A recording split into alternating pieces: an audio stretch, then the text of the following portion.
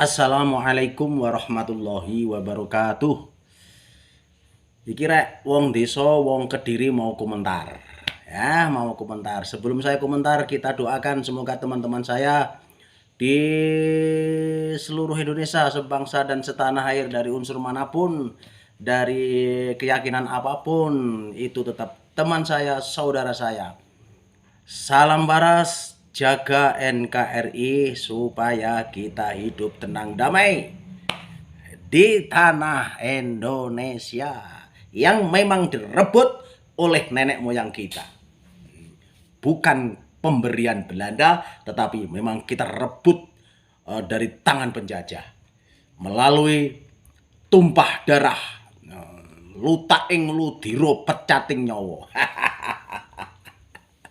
Sekali lagi salam waras ya, jaga NKRI dengan baik. Alhamdulillah kita ketemu lagi. Wes iki wong desa komentar. Wis ngomentari sapa kono lah. Pokoknya aku ngomong ngono ae. Ngomong neng media sosial sudah enggak masalah, yang penting saya cinta kepada sampean semua. Komentarku ngene rek.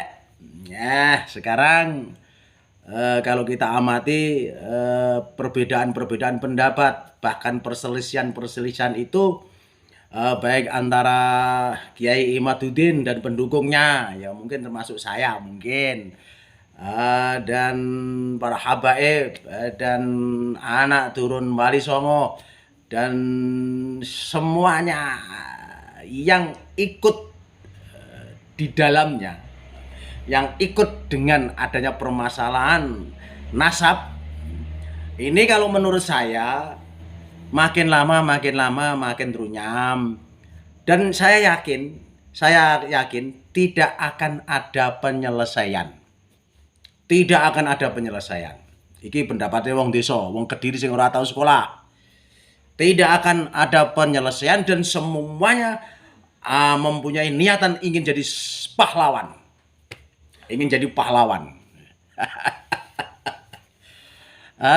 Karena apa? Karena mempertahankan pendapatnya masing-masing. Dan sekarang lebih runyam lagi. Dari orang yang mengaku NU sudah hampir benturan. Dari Kiai Imaduddin dengan santri Pasuruan, Madura, dan akan benturan. Makanya saya mengatakan kasus-kasus atau permasalahan-permasalahan yang berkembang, masalah Ba'alawi ini tidak akan ada penyelesaian, justru makin tambah runyam dan makin tidak menentu. Bahkan dampaknya akan dirasakan oleh warga Indonesia. Itu. Ini menurut wong desa loh, menurut wong desa. Karena apa? Nah ini, ada satu pertanyaan. Karena apa? Wong desa, wong Kediri kok mengatakan bahwa permasalahan itu tidak akan ada penyelesaian. Bahkan sedikit ada benturan yang menjadi permusuhan. Alasannya begini. Karena kita semua lupa. Entah itu lupa, entah itu memang melupakan, entah itu seneng rame, seneng geger, aku ora ngerti wong Indonesia kuwi. Yang jelas lupa dengan akar permasalahannya. Ngene rek, menurut pandangannya wong desa, ya. Ramene masalah tes DNA. Ramene masalah dzurriyyah, habaib. Masalah keturunan Wali Songo, ya, masalah santri sana, santri sini, santri Madura, hampir benturan karena melupakan akar permasalahannya. Kabeh pengen dadi pahlawan, mungkin termasuk saya. Kepengen dadi pahlawan. Iki wong desa iki tenanan iki. Ada satu peristiwa yang ada di YouTube. Saya tidak perlu menyebut namanya, tapi kata-kata yang ringan tapi ini membahayakan. Contoh, Kiai Imaduddin ditantang. Wah, ditantang. Kata-kata ditantang ini sudah konotasinya benturan. Seperti permusuhan. Seperti permusuhan. Bahkan cara bicaranya yang sana, habaib sana, wah seperti kalau ketemu langsung akan saya bolong-bolong loh. Wah. Iki kabeh iki bukan cerminan agama. Bukan cerminan agama Islam. Karena agama Islam mengajarkan rahmatan lil alamin. Nah, begitu. Ki wong Kediri, Bro. Wong Kediri. Saya ulangi lagi, permasalahan-permasalahan yang berkecamuk di Indonesia, yang ada di dunia maya, yang ada di media sosial, tidak akan terselesaikan. Justru malah menambah nerunyam, sehingga dampaknya kepada para pemuda-pemuda generasi Indonesia. Karena melupakan akar permasalahannya. Saya setuju apa yang dikatakan panjenenganipun Romo Kiai Gus Yahya, Gus Yahya Stakut sebagai Tanfidiyah PBNU. Semuanya itu menurut beliau, katanya dia, semuanya itu berawal dari suudzon. Lah ini saya setuju, setuju. Berawal dari suudzon. Lah ini yang menjadikan akar permasalahannya. Jangan dilupakan ini. Berawal dari sebagian oknum Habib yang suudzon, yang berlebihan. Iki Habib sing omongane berlebihan, suudzon. Sehingga banyak orang yang tidak terima karena disuudzoni. Contoh. Akar permasalahannya ini dari siapa itu? Habib Bahar. Ini betul ini dari Habib Bahar, termasuk Habib Bahar. Dengan omong secara lantang, secara keras, setiap kita ngomong itu pasti dibahas. Hai anjing, hai babi. Ini yang menjadikan kacau ini di sini. Nah, ini akar permasalahannya. Jangan dilupakan ini. Bahwa ributnya yang ada di media sosial tentang nasab, tentang tes DNA, tentang keturunan Wali Songo dan lain sebagainya, diawali dari mulut-mulut habaib, ya, mulut-mulut oknum sebagian habaib yang suudzon berlebihan. Suudzon berlebihan. Wajar yang di bawah ini tidak terima, itu wajar. Contoh dulu ya, sebagai contoh. Habib Rizik mengatakan bahwa Abdurrahman Wahid utawi Gus Dur ya buta mata, ya buta hati. Loh, ngene iki lho. Seorang Habib yang menamakan diri sebagai imam besar, cara bicaranya tidak mencerminkan akhlakul karimah. Bagaimana ini bisa menenangkan warga kalau bicaranya ngelantur kayak begitu? Mungkin Gus Dur sekarang sudah tidur nyenyak. Tetapi ingat, Gus Dur punya masa. Gus Dur punya akar rumput. Termasuk saya. Termasuk warga NU. Pasti kalau mendengarkan semacam itu, mau tidak mau, iki loro rek. Iki loro. Santri-santri ini loro. Iki wajar. Wajar. Ini akar permasalahannya di situ. Satu lagi, Habib Bahar mengatakan anjing, babi dengan kayak begitu yang mestinya itu tidak perlu dibicarakan atau dikeluarkan dari mulut seorang Habib. Tetapi dia dengan lantangnya mengatakan semacam itu yang tidak akan membuat dampak kebaikan untuk kedamaian di Indonesia, untuk hidup kelangsungan hidup di Indonesia. Ini akan membuat resah. Terus seperti kita-kita ini tidak terima kalau ulama-ulama kita dikatakan anjing, dikatakan babi. Tidak terima. Sekali lagi, dan itu mestinya tidak keluar dari mulut orang yang mengaku Habib. Tidak perlu. Tidak perlu. Karena tidak mencerminkan Islam yang rahmatan lil alamin. Ini yang saya maksud. Setiap ada permasalahan yang berkembang di dunia media sosial tidak akan ada selesainya. Bahkan makin lama makin runyam karena lupa akar permasalahan. Asli nih, poe masalah ini gara-gara mulut-mulut orang yang tidak mau bertanggung jawab, yang menyinggung perasaan orang lain. Kiai-kiai ulama ini duwe santri, duwe jamaah rek, duwe umat. Nenek kiai ini dilokne yo umat ini yo gak tidak setuju, bahkan marah. Itu wajar. Maka Islam mengajarkan supaya bicara yang santun. Kalau itu ditinggalkan, yang terjadi akan meresahkan hidup berbangsa dan bernegara.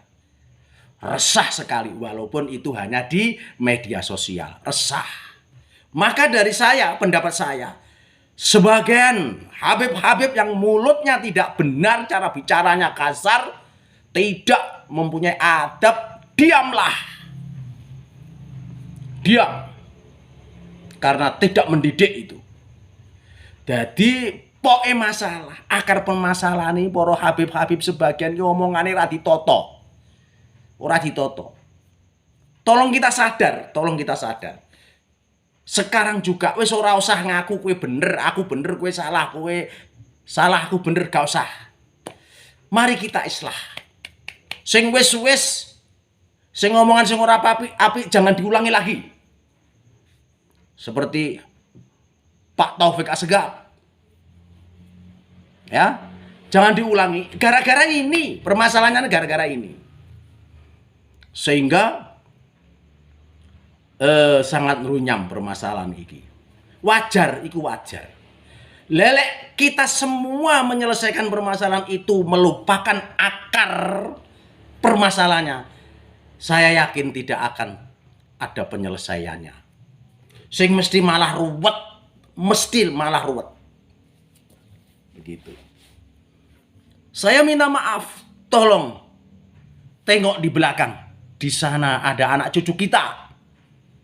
Di sana ada generasi-generasi muda kita yang memang Indonesia ini tanggung jawab mereka. Lek ngomong sing apik. Habaib.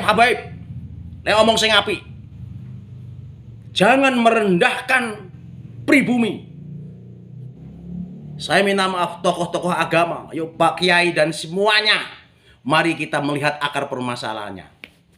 Kalau kita selesaikan akar permasalahannya, insya Allah akan reda. Ini kemarin ya, di channel yang kemarin saya mengatakan bahwa dunia iki lek wis rusak ngene iki. Saya ini heran, sekarang ini saya heran, gumun. Enek kiai, enek ulama kok dilok-lok nih. Bahkan lebih menyakitkan. Dikatakan anjing, dikatakan babi, anjing piaraan. Iki gumun aku enek. Saiki koyo ngono ki. Donya wis rusak ngono ki.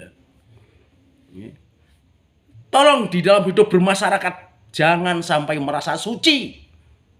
Walaupun kamu malaikat sekalipun, jangan merasa paling suci. Karena kita hidup bermasyarakat tidak akan bisa hidup sendiri tanpa ada orang lain. Maka jangan semuci walaupun kamu suci. Sekali lagi, jangan sok suci walaupun kamu suci. Supaya di dalam hidup bermasyarakat, bertetangga itu baik, tentrem. Ayo saling mengisi, saling mengingatkan. Para habaib lek memang duwe ilmu agama sing apik, tolong disampaikan dengan santun. Kanjeng Nabi Muhammad itu sudah memberikan contoh akhlakul karimah. Jangan sampai memalukan. Begitu loh. Iki wong desa. Habaib itu tolong dikunci mulutnya. Kalau tidak bisa bicara baik, diam. Diam. Aku ngomong ini iki apa prihatin anak putuku itu dadi apa, sok. Pikiran kuwi. Ini akar permasalahannya sekali lagi diawali dari mulut-mulut habaib yang seperti comberan. Sebagian. Jangan sampai memalukan sesepuh kita, sesepuh panjenengan. Habib Abu Bakar yang memang santun, yang memang dibuat panutan umat, jangan kau kotori. Ya, jangan kau kotori. Bicara ngelantur. Kamu lupa bahwa semua bertanggung jawab. Semua apa yang kamu bicarakan, yang kamu lakukan di dunia ini, baik itu perbuatan yang baik ataupun yang jelek, di akhirat akan dimintai pertanggungjawaban. Begitu. Saya minta maaf sekali lagi. Lek kowe ngaku Habib, ya ngomong sing apik, ben dadi tuntunane wong. Karena bukan preman, kecuali kalau preman karuan, kowe ngomong elek ya akeh yang menyadari wong kowe preman, bajingan. Tetapi kalau mengaku habaib, mengaku kiai, bicaranya harus santun. Harus santun. Biar bisa dibuat contoh oleh masyarakat-masyarakat yang memang belum begitu mengenal Islam. Lelek kamu tunjukkan perangai-perangai yang tidak baik, banyak yang lari nanti. Habaib, sebagian tolong bicara yang sopan, jangan merendahkan pribumi. Ini rame karena nilainya pembicaraan sampean itu merendahkan pribumi. Itu tidak boleh. Walaupun sejelek apapun manusia itu, jangan sampai direndahkan. Tidak boleh merendahkan.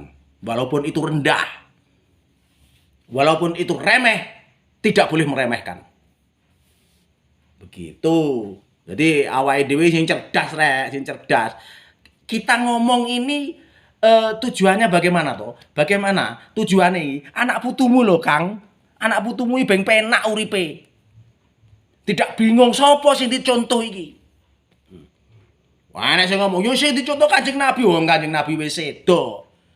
Sedo ajarane sing nggawa ya kowe-kowe kuwi, habaib-habaib kuwi.